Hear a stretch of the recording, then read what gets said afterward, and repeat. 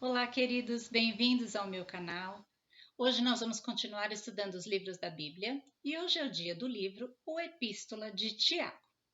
Essa carta foi escrita depois de 45 depois de Cristo e ela foi escrita pelo irmão de Jesus, o meio-irmão de Jesus, porque vocês sabem que Maria teve Jesus virgem. E depois que Jesus nasceu, ela teve uma vida normal de casada com José. E Jesus teve irmãos e irmãs aqui na terra. Mas ele não usurpa esse poder de ser um irmão carnal de Jesus, mas ele o considera como seu Senhor. E nós vamos ver isso aqui quando ele começa, no capítulo 1, versículo 1. Diz assim: Tiago, servo de Deus e do Senhor Jesus Cristo, às 12 tribos que se encontram na dispersão, saudações. Quem eram as 12 tribos? Eram os judeus que estavam recém-convertidos e que tinham se espalhado por ali pela região por conta das perseguições, da dificuldade que a igreja passava. Quem se convertia era bem perseguido nessa época ali do Império Romano. Então ele está escrevendo mais para esse tipo de população. E ele fala de vários assuntos, de vários temas. Eu dividi aqui por temas para ficar mais fácil para a gente entender. Então eu vou começar falando sobre aprovação. Provação era uma coisa que eles passavam muito na época. Por quê? Porque estava muito difícil ser cristão naquela época. Muito difícil do que comparando com hoje em dia. Né? Aqui nós temos liberdade de expressão, pelo menos por enquanto, né? Nós podemos ter a nossa Bíblia dentro de casa, nós podemos falar do nome de Jesus, tá? O cerco está fechando, está se dificultando cada vez mais, mas a gente consegue falar. Naquela época, quem se convertia era considerado criminoso, então eles tinham que se esconder, eles tinham que fugir. Então ele está falando para essas 12 tribos, né, que são o que formou o povo de Israel, que estavam convertidos. Então a primeira coisa que ele fala é sobre aprovação. Por quê? Porque eles não estavam entendendo aquilo. Se aceita Jesus e vem toda essa dificuldade para cima de nós, né? Então vamos ler o que ele fala no capítulo 1, versículo 2. Ele diz assim, ó: Meus irmãos, tende por motivo de toda alegria o passardes por várias provações, sabendo que a provação da vossa fé, uma vez confirmada, produz perseverança. Ele está falando que a provação é boa, ela não é ruim. Ela vai forjar o nosso caráter, ela vai nos preparar para que nós tenhamos perseverança e paciência para esperar aquilo que o Senhor tem para cada um de nós. Depois ele fala no versículo 12 assim, ó: Bem-aventurado o homem que suporta com perseverança a provação, porque depois de ter sido aprovado, receberá a coroa da vida, a qual o Senhor prometeu aos que o amam. Então a provação vem do Senhor. A tentação, não, ele vai falar que a diferença entre o que é provação e o que é tentação. A provação é como se fosse uma prova, né? Que você faz para ver se você está apto, se você aprendeu aquela lição, aquela situação, aquele tema, né? Se você está pronto para ir para o próximo degrau ou para o próximo grau de estudo, né? Então aqui Deus está falando que isso vai trazer perseverança, vai ser bom para o caráter cristão. Aí ele fala da diferença da tentação. Então vamos ver lá no capítulo 1, versículo 13 até o 15, diz assim, ó: Ninguém ao ser tentado diga sou tentado por Deus, porque Deus não pode ser tentado pelo mal e ele mesmo a ninguém tenta. Ao contrário, cada um é tentado pela sua própria cobiça, quando esta o atrai e seduz. Então veja, Deus pode permitir situações que nos provem para nos fazer crescer. O inimigo quer situações que nos tentam para nos tirar do caminho de Deus e nos fazer cair. E cada um é tentado por aquela cobiça. Então, cada um tem uma área que é mais difícil para se segurar do pecado, vamos por assim, né?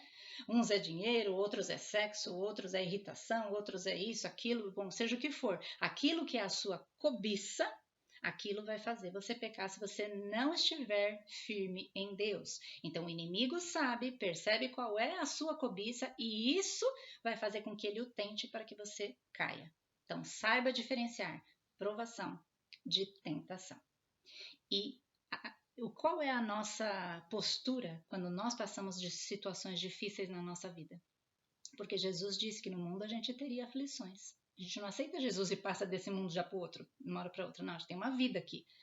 E nessa vida nós vamos ter aflições, mas nós vamos ter vitória naquele que nos fortalece. Né? Por quê? Porque nós vamos com perseverança suportar a provação, que é o que Tiago está querendo dizer aqui nessa carta. Falando sobre, passando, né, esse tema das provações e tentações, ele fala também sobre sabedoria. Se você não souber o que fazer numa situação, se você não entender o que está acontecendo, peça sabedoria a Deus. Capítulo 1, versículo 5 diz assim: Se, porém, algum de vós necessita de sabedoria, peça a Deus, que a todos dá liberalmente e nada lhe impropera, e ser-lhe-á concedida. Você vai pedir sabedoria a Deus. Você não vai pedir conselho para aquele que não é cristão. Você não vai pedir conselho para uma pessoa que erra toda hora. Você não vai ouvir pessoas ímpias. Você vai pedir conselhos para Deus, para pessoas que são orientadas pela sabedoria de Deus. E aquele que tem a Jesus Cristo recebe o Espírito Santo dentro dele, e o Espírito Santo vai te ensinar todas as coisas e vai te mostrar todos os caminhos. Nós temos que estar atentos para não nos confundirmos com a voz do Espírito Santo. Depois ele fala sobre fé. Então, continuando aqui, que ele estava falando da sabedoria, né? Do 6 até 8, ele diz assim, ó: peça a sabedoria, né? Porém, com fé, em nada duvidando, pois o que duvida é semelhante à onda do mar, impelida e agitada pelo vento. Não suponha esse homem que alcançará do Senhor alguma coisa. Homem de ânimo dobre, inconstante em todos os seus caminhos. Então, aquele que recebe as coisas, os milagres, as heranças, as promessas do Senhor, é aquele que tem fé, não como a onda do mar, não de ânimo dobre. Uma hora eu estou assim, outra hora eu estou assada. Uma hora eu estou acreditando, outra hora eu estou incrédulo. Uma hora eu acho que Deus fala com todo mundo, que Ele é maravilhoso, outra hora Ele me esqueceu. Então, assim, a gente tem que se firmar. Quem é Deus para nós? Quem é Jesus, nosso Senhor, o nosso Salvador? O que Ele fez por nós e qual é a missão que Ele tem para nós? Nós podemos ser pessoas de ânimo dobre. Então ele fala aqui sobre a importância da fé. Mas ele também fala que a fé sem obras é morta. Porque muitas pessoas falam assim, o que salva? É eu ser bonzinho? É eu fazer boas obras? Não, não é isso que salva. O que salva é a fé em Jesus Cristo. Mas as obras acontecem por causa da fé. Por causa de você acreditar em Cristo e entender o sacrifício que Ele fez por você, o tamanho do amor que Ele tem por você, automaticamente você se transforma e começa a fazer obras. Então a obra, ela não é a causa da sua salvação, ela é uma consequência de quem já recebeu a salvação pela fé, que a salvação vem pela fé. Entendeu? Então essa de, eu sempre fui uma boa pessoa, então eu vou para o céu. Não, se você não tiver Jesus, você não vai para o céu. É o que a Bíblia diz. Então aqui ele fala que a fé também, sem as obras, é morta. Porque adianta você acreditar em Jesus e não ajudar as pessoas, e não trabalhar para o reino de Deus, e não fazer o que, não obedecer a Deus no que Ele pede. Não adianta nada. Então ele fala aqui no capítulo 2, versículo 17, vamos abrir lá, diz assim, ó: assim também a fé, se não tiver obras, por si só é morta. Mas alguém dirá, tu tens... não, vamos ler o 22, ó. Vês como a fé operava juntamente com as suas obras? Com efeito, foi pelas obras que a fé se consumou. Aqui, Abraão, Jesus não tinha vindo ainda. Em quem ele tinha fé? Em Deus. A fé dele era tão grande em Deus que isso foi lhe imputado como justiça, como diz aqui a palavra. Então a salvação dele foi pela fé, e isso foi até imputado como obras, né? Porque ele fez obras através dessa fé. Ele entregou o seu filho, ele ia matar o seu filho, Isaac, para entregar para Deus, porque ele achava que Deus tinha pedido. Isaac, realmente Deus provou. E na hora Deus não deixou que isso acontecesse. Mas veja a fé desse homem, Abraão, o pai da fé. Então ele fala, a fé sem obras é morta. A gente percebe as obras em quem tem fé. E no 26 diz assim também, porque assim como o corpo sem o espírito é morto, assim a fé sem as obras é morta. Não adianta nada ser na igreja, ouvir lá toda semana, todo dia uma palavra e não colocar em prática, não ajudar pessoas, não obedecer a Deus, né? Não adianta nada. Então a fé, ela vem com os seus frutos, que são as obras que vão auxiliar no reino de Deus. Depois, tem uma coisa que Tiago fala muito aqui no livro dele, que é muito importante, que é sobre a língua. Porque existiam muitas pessoas hipócritas, né? Aqueles fariseus da época eram muito hipócritas, né? O que eles falavam, eles não faziam, não cumpriam, maldiziam pessoas. Então, assim, a língua era venenosa, mas tinha uma aparência espiritual. Então, aqui ele condena isso e ele fala um pouco sobre essa questão da língua, do que nós falamos, das nossas palavras. Então, eu vou ler alguns versículos que falam sobre isso durante o livro, tá bom? Então, no capítulo 1, versículo 26, vamos lá. Diz assim, ó, se alguém supõe ser religioso, deixando de refrear a língua, antes enganando o próprio coração, a sua religião é vã.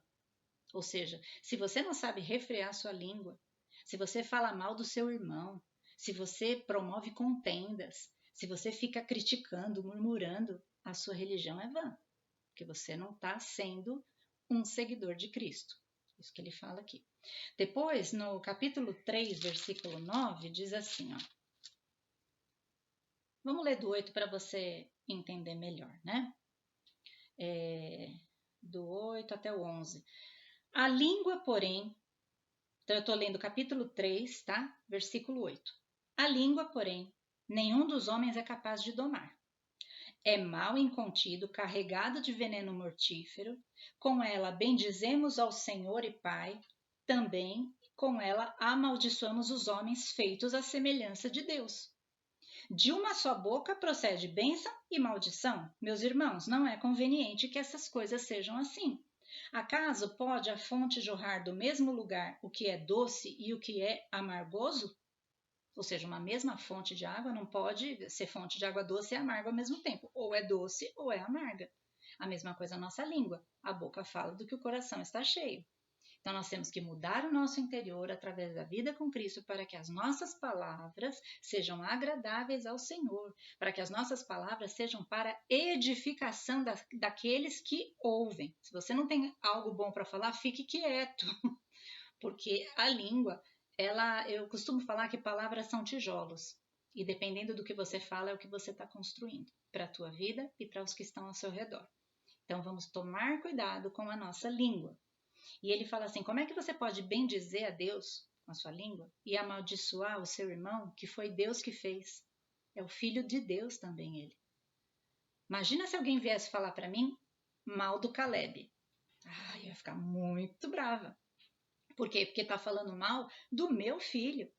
Ele está maldizendo, ele está amaldiçoando o meu filho. A mesma coisa quando a gente fala de alguém, de um outro ser humano, ele é filho de Deus e Deus fica indignado com isso. Não temos que falar mal dos outros. Então, aqui ele está ensinando um pouco sobre isso. Depois, no capítulo 3, ainda aqui no 3, né? Ou 5, como é que fala? Assim também a língua, pequeno órgão, se gaba de grandes coisas. Vede como uma fagulha põe em brasas tão grande selva, né? Vocês estão acompanhando o incêndio que teve lá em Hollywood, né? Que não acaba, não acaba, não acaba, aquele vento vai, né? Começou do quê? De uma fagulha, de um ponto ali, começou, e aquilo foi se expandindo, expandindo, expandindo, expandindo, e queimou vários bairros. Quanta destruição! Então aqui ele faz uma semelhança, né? Uma palavra, de repente, que você fale pode destruir um casamento, pode destruir uma amizade, pode destruir um ministério. Muito cuidado com a nossa boca. Depois, no capítulo 4, olha quantas vezes ele fala sobre isso, veja como é importante, né? Capítulo 4, versículo 11 e 12, diz assim, o título é A Maledicência é Condenada. Irmãos, não faleis mal uns dos outros. Aquele que fala mal do irmão ou julga seu irmão, fala mal da lei e julga a lei de Deus. Ora, se julgas a lei, não és observador da lei, mas juiz. Quem somos nós para sermos juízes da outra pessoa? A gente é isento de erro? A gente nunca errou? O único que pode julgar é Jesus, que ele passou aqui sem pecado. A gente não pode. Porque a gente julga ele nesse item aqui da lei que ele infringiu e a gente infringe o outro, né? Depois, no 12, né? Um só é legislador e juiz, aquele que pode salvar e fazer perecer. Tu, porém, quem és que julga o próximo? Então aqui ele está dando uma bronquinha aqui, né? Que uns querendo ser mais espirituais ficavam falando mal dos outros. Isso não vem de Deus, amados. Capítulo 5, versículo 12, ele também fala uma outra coisa sobre o poder da palavra, da língua, né? Ó. Acima de tudo, porém, meus irmãos, não jureis, nem pelo céu, nem pela terra, nem por qualquer outro voto. Antes, seja o vosso falar sim, sim, e o vosso não, não, para não cairdes em juízo. Ou seja, vamos falar pouco e ter certeza de que nós falamos que aquilo é agradável a Deus. Que aquele que muito fala, lá em Provérbios fala, né?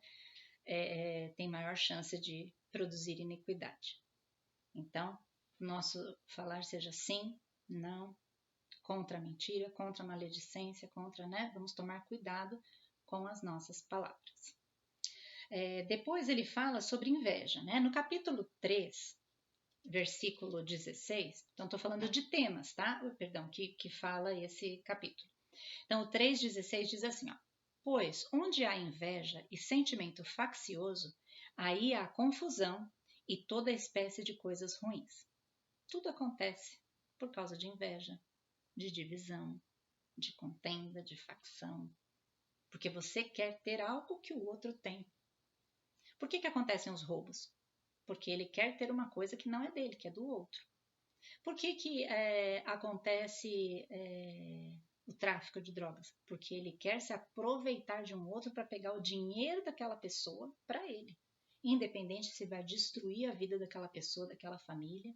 Então as pessoas elas estão preocupadas com o que é dele, né? Com a divisão. Não, eu quero para mim, vende a mim, tudo que for bom e os outros que se lasquem, né? Esse não é o pensamento do cristão. O cristão, Jesus diz que o mais importante é amar a Deus sobre todas as coisas e depois amar o próximo como a você mesmo. O que você não gostaria que fizessem com você, não faça com seu próximo. E o que você gostaria de receber, faça isso com o seu próximo. Essa é a base de tudo que Deus ensina nesta palavra na Bíblia. Depois ele fala também sobre soberba. Então você vê que todas essas coisas que ele está falando são coisas que a igreja passava naquela época. Passava provações, mas também passava tentações por causa, né, das suas cobiças.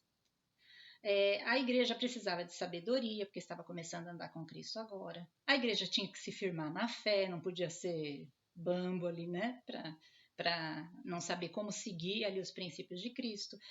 Tinham que saber como falar, tomar cuidado com a sua palavra, tomar cuidado para não ter inveja das outras pessoas, ter o sentimento de Cristo. Ele está falando aqui sobre os ensinamentos de Cristo, nada mais do que isso. E ele fala sobre a soberba. Vamos ver lá no capítulo 4, versículo 6, diz assim, ó.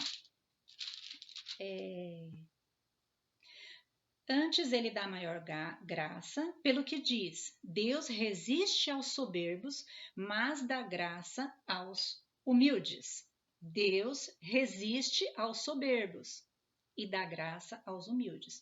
Porque nós achamos que nós sabemos muitas coisas. Mas Deus que criou o universo, você não acha que ele sabe assim um pouquinho mais do que você, né? Do que eu? Sabe muito, muito mais do que nós. A gente acha que é o dono da verdade. O ser humano tem assim aquele sentimento de que ele pode tudo, que ele domina a terra, que ele domina a tecnologia, que ele...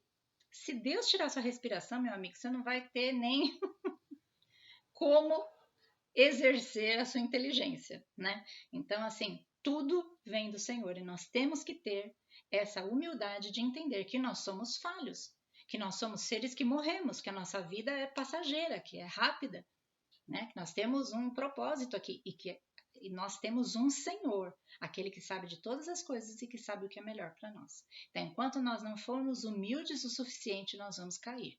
Porque em Provérbios diz que a soberba precede a queda. Antes de você cair, você se elevou.